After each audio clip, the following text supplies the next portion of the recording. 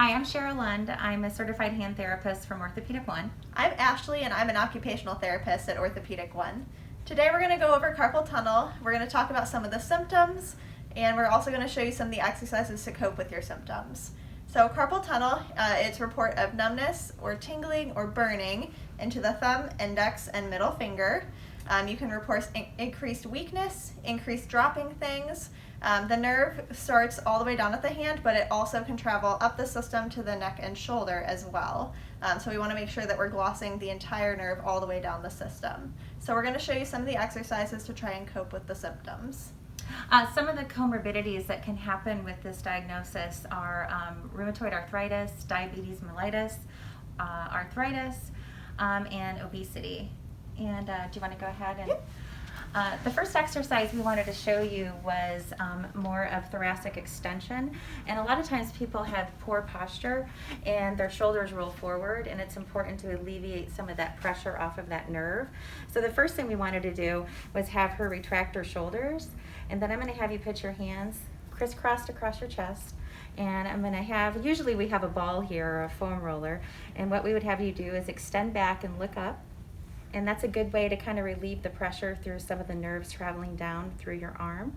And she's going to take a deep breath, inhale and exhale. And some of these exercises can be done during the day, especially if you're sitting down behind a keyboard.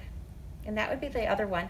The second one would be a scaling stretch, where she's going to kind of hold her collarbone, crisscross, and she's going to kind of do a little bit of a stretch down and stretch towards me and stretch away from that tight side. She should do some deep inhalations and exhalation and let go. And that's a great way to kind of relieve some of that stress coming out from the chest area. Good. All right, the next exercise we're going to show you, you can do in a doorway or up against a wall. So I'm going to have a Sheryl come over to the wall here. Arms are just going to rest slightly. You don't want to put a whole lot of pressure through. You're going to think about squeezing nice and tight between those shoulder blades and take just a tiny step forward. You're going to feel that stretch right through the front part of your shoulder, so we can again improve that neural glide through the shoulder cavity. Good. The next one we're going to show you is just the nerve gliding itself. So you can start with just the shoulder and the elbow, starting arm at your side. And you want to make sure that you're gliding. You're not holding it as a good stretch. You're gliding the entire way. You can also do just the distal part of the nerve, so you can add a little stretch of the thumb, making sure your wrist is coming back, fingers are coming out straight. And you can glide that way as well.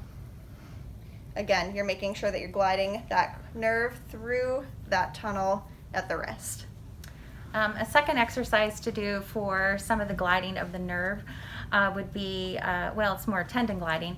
So you'd want to make a hook fist and then go straight, a loose fist, then go straight, a full fist, then straight. And that's basically to allow the tendons to get more room through the carpal canal. So some of the things we wanted to go over that you should avoid to help alleviate some of those symptoms.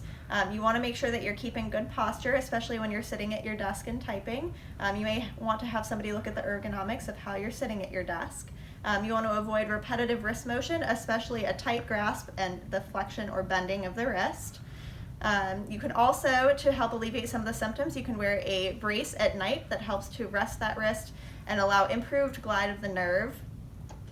And sometimes if any of those things don't help you, you can definitely come see us at Orthopedic 1.